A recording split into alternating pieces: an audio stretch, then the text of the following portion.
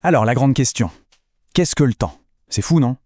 Une question qui a l'air si simple et pourtant, elle est absolument vertigineuse. Elle nous accompagne depuis toujours, on le sent passer, ce temps, on le mesure, on est tout le temps en train de courir après, mais dès qu'on essaie de le définir, c'est comme si on essayait d'attraper de l'eau avec les mains. Ça nous file entre les doigts.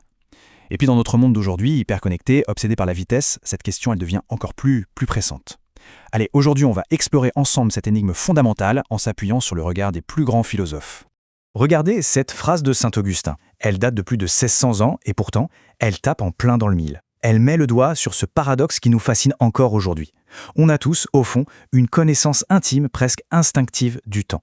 Mais voilà, dès qu'on essaie de mettre des mots dessus, de le conceptualiser, eh bien toute cette évidence, elle s'évanouit et le mystère s'épaissit. C'est normal en fait. Le temps, ce n'est pas un objet qu'on peut poser sur une table et analyser. C'est le cadre même de notre existence. Essayer de l'observer de l'extérieur, c'est un peu comme essayer de voir ses propres yeux sans un miroir. C'est impossible. Et c'est ce paradoxe qui va être notre fil rouge. Voici un peu notre feuille de route. On va d'abord se confronter directement à ce fameux paradoxe. Ensuite, on explorera l'idée d'un temps objectif, celui du cosmos, avant de plonger dans le temps intérieur, celui de notre âme. On verra comment la philosophie a tenté de marier ces deux visions, puis on analysera le temps comme une expérience vécue, pour finir par examiner sa dimension sociale, historique. Un vrai voyage. On le sent intuitivement, ce temps qui s'écoule. C'est même l'une des expériences les plus fondamentales de notre vie. Quand on y pense, on sent le temps passer quand on attend le bus, quand on se souvient d'un été il y a des années ou quand on se réjouit d'avance des vacances. C'est une évidence totale. Mais, essayez de le définir. Allez-y. Sans utiliser les mots comme passé, futur ou durée. Et là, tout à coup, le sol se dérobe. C'est cette tension incroyable entre l'évidence de ce qu'on vit et le fait que ce soit si difficile à expliquer qu'on va d'abord explorer. Bon, la première réponse qui vient à l'esprit, la plus intuitive, c'est de se dire que le temps est à l'extérieur, que c'est une caractéristique du monde physique. Un peu comme une horloge universelle qui donnerait le tempo de l'univers, qu'on soit là pour l'écouter ou pas. C'est cette idée d'un temps cosmique, un grand fleuve qui coule, imperturbable, et qui emporte tout sur son passage, que ce soit les étoiles, les planètes ou nos civilisations. Et pour Aristote, c'est exactement ça. Le temps, ce n'est pas une entité magique qui flotte dans le vide. C'est du concret, c'est ancré dans le monde. Il part d'un constat simple. S'il ne se passait rien du tout, s'il n'y avait aucun mouvement, une pierre qui tombe, une plante qui grandit, les étoiles qui tournent, la notion même de temps n'aurait aucun sens. Pour lui, le temps, c'est le fait qu'on puisse compter et ordonner ces changements. C'est ce qui nous permet de dire « la pierre était là avant et maintenant elle est ici après ». Le temps, c'est ni plus ni moins que la mesure du changement. Mais attention, Aristote introduit une subtilité qui va tout changer. C'est là que ça devient fascinant. Le mouvement des planètes, il peut très bien exister sans nous, c'est un fait. Mais le temps, en tant que mesure de ce mouvement, en tant que nombre, eh bien ça requiert une conscience. Il faut ce qu'il appelle une âme, un esprit pour compter, pour relier mentalement cet avant et cet après. Autrement dit, sans une conscience pour numéroter le changement, il n'y a que du mouvement brut, une transformation perpétuelle, mais il n'y a pas de temps. D'accord. Mais cette idée, même si elle est très logique, elle nous laisse face à un problème vertigineux. Le mouvement, une course, la chute d'un objet, ça se passe toujours, uniquement, dans l'instant présent. Alors, où est passé le début de la course? Il n'existe plus. Et la ligne d'arrivée qui n'est pas encore là, elle n'existe pas encore. Si le temps, c'est juste la mesure du mouvement au présent, alors le passé et le futur ne sont que des fantômes, de simples illusions de notre esprit. Cette question, elle est tellement profonde qu'elle va nous forcer à changer complètement de perspective. Et si on avait regardé dans la mauvaise direction depuis le début? Et si la clé du mystère n'était pas du tout dans le cosmos, mais bien en nous? Et si le temps n'était pas une propriété du monde extérieur, mais quelque chose qui habite entièrement dans les profondeurs de notre conscience? C'est le grand virage à 180 degrés qu'opère Saint-Augustin. C'est un voyage au cœur de l'âme humaine. Quand on lit les Confessions, son chef-d'œuvre, on voit bien qu'Augustin ne nous donne pas une dissertation froide et abstraite. Pas du tout. Il nous invite à l'intérieur de son propre esprit. On le sent lutter, chercher, s'émerveiller, et parfois même désespérer face à cette énigme. Pour lui, ce n'est pas juste une curiosité intellectuelle, non. C'est une question existentielle, une tentative de comprendre sa propre place dans la création, face à l'éternité de Dieu. En fait, Augustin, il pousse la logique d'Aristote jusqu'à son point de rupture. Il dit « le passé n'est plus, il a cessé d'exister, donc on ne peut pas le mesurer ». Logique. Le futur n'est pas encore là, donc impossible de le mesurer non plus. Il nous reste quoi? Le présent. Oui, mais le présent, c'est aussi insaisissable qu'un grain de sable dans le vent. À la seconde où on essaye de le saisir, il est déjà passé. Il n'a aucune étendue, aucune durée. Et là, la question devient obsédante. Mais comment est-ce qu'on peut bien mesurer quelque chose qui, à proprement parler, n'existe pas? Et la solution d'Augustin, c'est un vrai coup de génie. Il rapatrie tout le concept du temps à l'intérieur de l'esprit. Prenez l'exemple d'une phrase qu'on écoute. Le début de la phrase est déjà dans le passé, mais il résonne encore dans notre mémoire. La fin de la phrase n'est pas encore arrivée, mais on l'anticipe déjà. Et c'est notre attention, dans le présent, qui tisse ensemble cette mémoire et cette attente pour que la phrase ait un sens. Pour Augustin, le temps, c'est exactement ça. Une distension de l'âme, la capacité de notre conscience à s'étirer pour contenir, dans un seul et même instant présent, le souvenir du passé et l'attente du futur. Bien des siècles plus tard, un philosophe allemand, Emmanuel Kant, va proposer une synthèse assez audacieuse. Il va tenter de réconcilier ces deux horloges, celle du cosmos d'Aristote et celle de l'âme d'Augustin. Pour lui, la question ce n'est pas de savoir si le temps est dehors ou dedans. Non, la vraie question c'est comment notre expérience du temps est-elle possible, tout simplement. Alors, Kant nous dit que le temps est une forme a priori de la sensibilité. Décortiquons un peu ça. A priori, ça veut dire avant toute expérience. Et la sensibilité, c'est notre capacité à percevoir le monde. Donc, pour Kant, le temps, ce n'est pas quelque chose qu'on découvre dans le monde, comme on découvrirait une montagne. C'est plutôt comme si notre esprit portait en permanence une paire de lunettes. Le temps, c'est la structure même de notre perception, c'est la condition indispensable pour que toute expérience soit possible.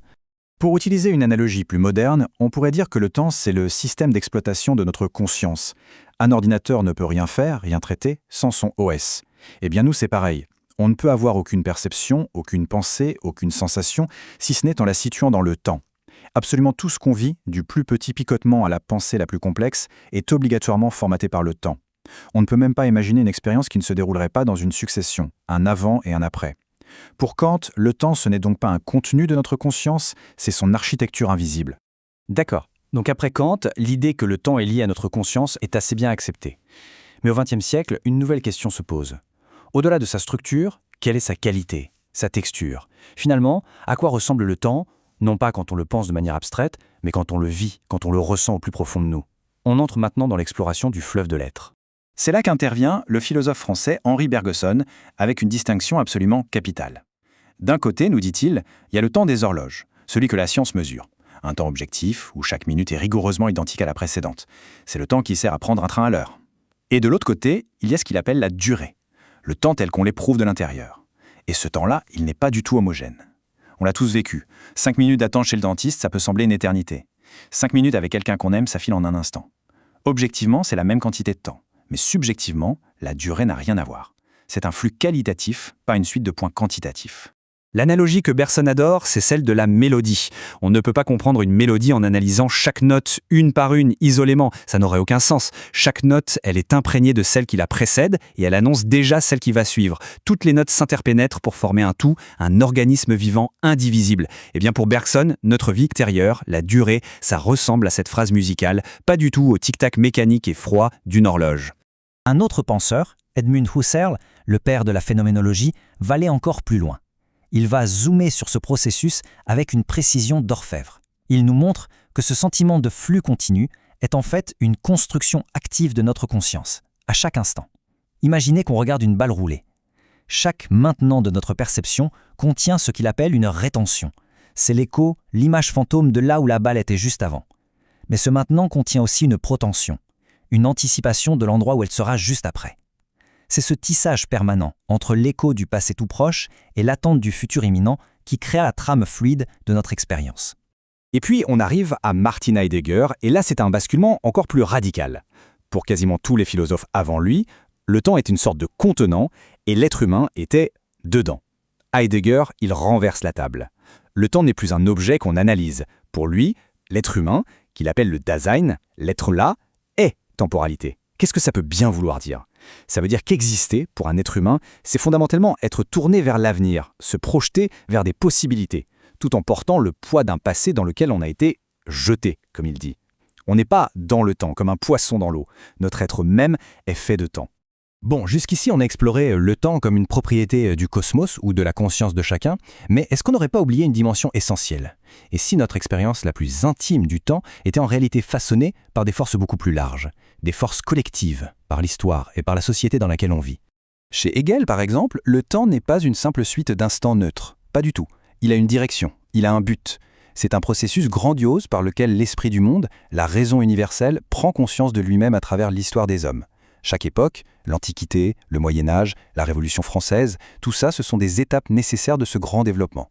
Du coup, le présent n'a de sens que comme l'aboutissement, la somme de tout ce qui a précédé. L'histoire n'est pas un spectacle qui se déroule dans le temps. Pour égal, l'histoire, c'est le temps qui se déploie. Le sociologue Norbert Elias, lui, nous propose une vision plus terre-à-terre, mais tout aussi éclairante. Il nous montre comment cette horloge collective a évolué. Imaginez un paysan au Moyen-Âge. Son temps, il est rythmé par le soleil, par les saisons, par le chant du coq. C'est un temps cyclique, local. Et puis, paf, la révolution industrielle arrive. Pour faire tourner les usines, il faut synchroniser des centaines d'ouvriers. L'horloge devient la reine, elle impose une nouvelle discipline, un temps linéaire, rigide. Et aujourd'hui, on vit avec un temps qui est globalisé, standardisé par les fuseaux horaires, les marchés financiers, un temps qui s'est infiltré au plus profond de nous.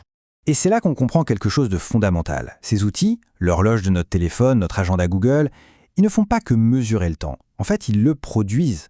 Notre sentiment d'urgence, notre manie de tout planifier, cette angoisse de perdre son temps, tout ça, ça n'a rien de naturel.